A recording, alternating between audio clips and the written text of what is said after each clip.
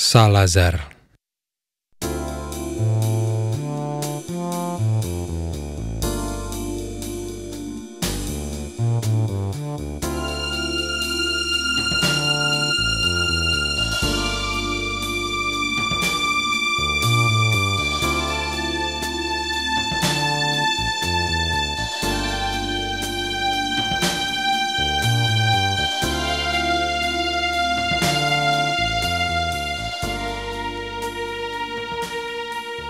Salazar, aku menunggumu di sini, Salazar. Di kafe tua, dekat hotel murahan, di sebuah lorong gelap di Barcelona. Sudah 2 minggu aku menunggu kamu, Salazar. Tapi kamu tidak muncul-muncul juga. Kapan kamu sendiri yang bilang, kamu akan menemui aku di sini? Datang naik kereta api. Kamu kan tahu, Salazar. Terlalu repot bagiku menemui kamu di sana, Salazar. Aku bukan aktivis pergerakan, bukan pula tokoh politik yang barangkali bisa mendapat peluang masuk ke negeri itu.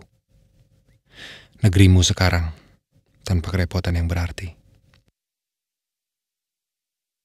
Aku cuma rakyat biasa, lulusan SMA yang jarang membaca, tidak mengerti politik, dan taunya hanya berjuang dari hari ke hari supaya bisa tetap hidup. Aku hampir mati karena bosan menunggumu, Salazar. Setiap hari hanya melihat orang berciuman di taman-taman kota. Padahal tidak ada kepentinganku di sini kecuali bertemu denganmu, Salazar, saudaraku. Bukankah kamu masih saudaraku, Salazar? Berapa lama kita tidak berjumpa, Salazar? Wajahmu selalu terbayang-bayang padaku. Putra orang tua kita cuma 2, Salazar. Kau dan aku. Tapi aku tidak pernah tahu apakah kau sekarang masih seperti yang kubayangkan, Salazar. Apakah kau masih seperti dulu, Salazar? Kamu memang bisa ngomong tentang kemerdekaan dengan urat tegang dan mulut berbusa. Suatu hal yang tidak pernah bisa aku lakukan. Tapi aku juga tahu kamu bisa melakukan banyak hal yang lain. Aku tahu kamu bisa bercerita panjang lebar tentang angin dan pantai dalam suatu senja yang bisa begitu keemasan seperti seolah-olah hanya bisa terjadi di pantai kita itu, Salazar. Pantai kota kita. Pantai yang bisa menampilkan siluet nelayan yang menjala bila senja tiba dan matahari tenggelam di balik gereja. Sementara sisa-sisa cahayanya yang keemasan, hampir selalu keemasan. Keemasan yang hampir selalu berubah dari detik ke detik, dari keemasan kekuningan ke keemasan kemerahan, sampai ke keemasan keunguan. Seperti seolah-olah tiada pernah terjadi di pantai yang lain, menyepuhkan cahayanya ke perbukitan sepanjang tepi pantai yang masihkah kau ingat seperti apa indahnya, Salazar?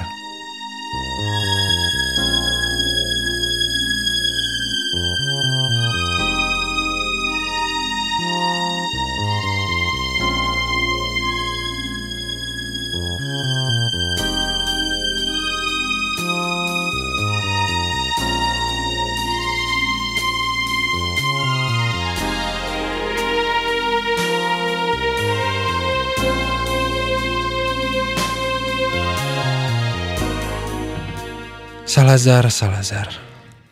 Aku masih menunggu kamu di sini, Salazar. Di suatu tempat yang asing bagiku. Terjepit di antara gedung-gedung tua yang tidak terlalu membuatku bahagia. Memang ada juga senja yang kemerah-merahan itu, Salazar. Senja yang bagiku selalu datang terlambat. Yang cahayanya membuat patung-patung malaikat bersayap itu bagaikan berkelepak. Yang aku tahu bisa membuat kamu bercerita barangkali tentang suatu dongeng dari sebuah negeri yang aneh, yang jauh, seperti yang selalu kamu khayalkan di masa kanak-kanak kita dulu. Namun toh semua itu tidak pernah membuatnya jadi sama, Salazar. Semuanya tidak pernah sama tanpa dirimu. Seorang lelaki yang melakukan apa yang dirasakannya. Seorang pemuda yang menyatakan apa yang dipikirkannya. Seorang manusia yang berkata-kata dengan jelas dan jujur tentang sikap hidupnya. Semua itulah yang telah membuatmu terlontar ke negeri yang jauh ini. Betapa terasa alangkah jauhnya dirimu sekarang, Salazar. Meskipun kata orang dunia telah berubah menjadi begitu sempit, sampai-sampai tiada jarak antara siang dan malam. Namun semua itu tidak membuat aku merasa dekat kepadamu. Apakah kau berbahagia di negerimu sekarang, Salazar? Aku tidak bisa membayangkan bagaimana rasanya. Aku ingin kamu bercerita, Salazar. Sudah bertahun-tahun kita tidak berjumpa. Kita bersaudara, Salazar. Mengapa kita harus terpisah begitu jauh dan menjadi orang asing satu sama lain? Aku tidak tahu apakah kamu bisa hidup tanpa segala hal yang kita cintai, tapi yang telah kamu tinggalkan, Salazar. Sudah 2 minggu aku menunggumu di tempat ini, Salazar. Hanya menunggumu. Sampai hafal getar suara genta yang berkeloneng penuh wibawa. Bagai menggaungkan kembali zaman saat genta itu pertama kali berbunyi. Ketika sauh diangkat, layar terkembang, dan kapal-kapal bertolak menuju ke suatu zaman yang menuliskan sejarahnya atas nama peradaban. Namun yang pada akhirnya toh hanya memisahkan kita, Salazar. Aku cuma seorang lulusan SMA yang kurang membaca, Salazar. Sampai sekarang aku tidak mengerti, Salazar. Mengapa sejarah harus memisahkan kita, merobek impian-impian kita, menghapuskan begitu banyak cita-cita, dan membuat kenangan kita jadi berdarah. Aku mengharapkan kamu muncul di ujung lorong itu, Salazar. Makanya aku selalu duduk di luar, supaya bisa cepat berlari memelukmu dan bertanya apa kabar, dan bertanya apakah kamu sehat, dan bertanya apakah kamu tidak terlalu lelah untuk bercakap-cakap dengan bebas di suatu tempat yang lapang, yang anginnya tidak terlalu keras dan tidak terlalu dingin, dan matahari memancar dengan hangat, sehingga kita bisa setidak-tidaknya mencoba membayangkan kembali kampung halaman kita itu. Yang meskipun panas, anginnya menyejukkan, yang meskipun gersang, pemandangannya menyenangkan, yang meskipun berdebu adalah tempat kelahiran kita, tanah air kita, rumah kita. Apakah kamu merasa berumah di tempatmu sekarang, Salazar? Sambil menghirup kopi yang tidak pernah lebih enak dari kopi tanah kelahiran kita, Salazar. Kuharapkan kamu melambaikan tangan di ujung lorong itu dengan wajah ceria dan menjanjikan kabar gembira. Seperti yang selalu kubayangkan tentang dirimu dari masa yang telah lama berlalu, Salazar. Aku sudah tidak bisa menghitung lagi berapa lama. Sudah tidak ingin mengingat lagi sejak kapan, karena setiap ingatan atas perpisahan kita adalah kesedihan, Salazar. Adalah penderitaan, kepahitan, dan kegetiran. Salazar, saudaraku, jika kita bertemu nanti, kuharap kita tidak usah meratapi kembali kisah-kisah yang jika dikumpulkan akan membuat air mata tertumpah bercampur darah. Untuk apa semua itu kita ingat kembali, Salazar? Barangkali kita tidak bisa melupakannya. Tapi biarlah ratapan itu merintihkan dirinya di dunia yang bisu, dalam hati kita masing-masing. Semua itu terlalu pedih, Salazar. Terlalu pedih untuk manusia. Ayah ditembak serdadu. Ibu dibunuh gerilya. Kepada siapakah kita harus marah, Salazar? Apakah kita harus marah kepada sejarah? Sudah berapa tahun kamu tinggal di negeri itu, Salazar, yang sekarang menjadi negerimu? Itu pun aku tidak ingin mengingat-ingatnya lagi. Meskipun nama-nama penduduk negeri itu hampir sama dengan nama-nama kita, dan kita menguasai bahasa mereka, tapi bukankah semuanya begitu berbeda, Salazar? Sampai sekarang aku masih selalu bertanya-tanya, sebegitu besarkah harga yang disebut kemerdekaan itu bagimu? Sehingga rela menggantikan kenyataan dengan keterasingan. Di sini aku melihat dunia tanpa debu, tanpa keringat. Rumah-rumah yang bersih dan sapi-sapi yang gemuk. Tapi apakah semua itu cukup? Dunia itu bukan dunia kita, Salazar. Dan aku selalu tahu itu. Seperti aku tahu betapa terikatnya kita dengan kambing-kambing gunung yang selalu kita manjakan itu. Betapa akrabnya kita dengan panas dan debu itu. yang membuat angin bertiup sore-sore itu bisa menjadi begitu nikmat, yang menggoyangkan padang alang-alang tempat leluhur memacu kudanya dengan gagah, mengenakan busana tenunan kain-kain terindah dan aksesoris logam yang gemerincing di antara nyanyian dalam tarian adat yang selalu meriah dan ceria.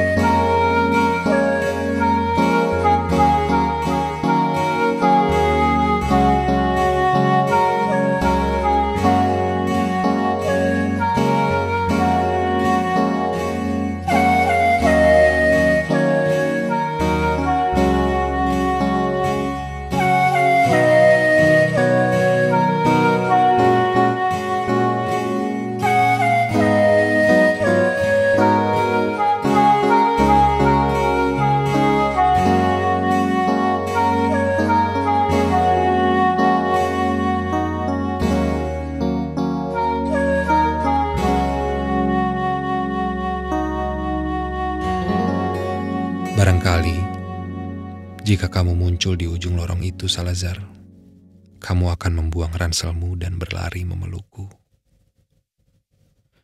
Barangkali, dan mestinya aku tahu, pasti kamu akan bertanya tentang kampung halaman kita. Dan apakah yang harus kuceritakan padamu, Salazar? Kamu kan tahu, aku ini tidak begitu pandai bercerita. Bahkan menulis surat pun aku tidak mampu. Menggambarkan kembali betapa indah. Aku tidak akan mampu menggambarkan kembali betapa bukit-bukit batu yang angker itu masih tetap di sana, masih menyembunyikan sesuatu. Dan memang masih selalu terjadi banyak peristiwa yang misterius dalam kediaman alam yang membisu. Memang sudah 2 minggu aku menunggumu, Salazar. Tapi terus terang, aku belum juga tahu apakah sebaiknya yang bisa kuceritakan padamu. Aku tahu, kamu tidak usah menunggu aku kalau hanya untuk mendapatkan berita-berita yang buruk tentang kampung halaman kita. Tapi berita-berita itu tidak bercerita tentang kanak-kanak yang hanya berenang seharian di rongsokan kapal-kapal perang pendaratan yang sudah karatan. Berita-berita itu tidak bercerita tentang para lelaki dengan pandangan mata kosong yang berjongkok di depan setiap rumah sambil memeluk ayam jagonya. Berita-berita itu tentu juga tidak bercerita tentang para gerilyawan yang menyerah turun gunung, tapi kemudian jadi penganggur yang hampir setiap malam mencuci otaknya dengan minuman di diskotik yang penuh dengan pelacur-pelacur berkulit terang entah dari mana datangnya. Jika kamu muncul di lorong itu, Salazar, menyandang ransel seperti turis dan melambaikan tangan dengan wajah ceria, aku akan berusaha tidak membuat hatimu rusuh dengan kabar yang buruk.